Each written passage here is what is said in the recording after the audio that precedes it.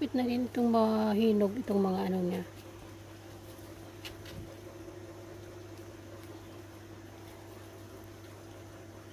Mag-red na sila, oh.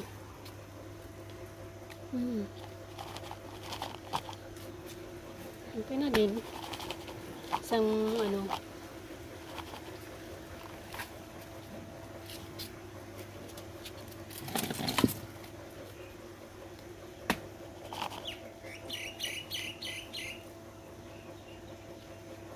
hindi pa. Kapag nahinog na, saka kunin. Ayan. Okay na to. Madami na to.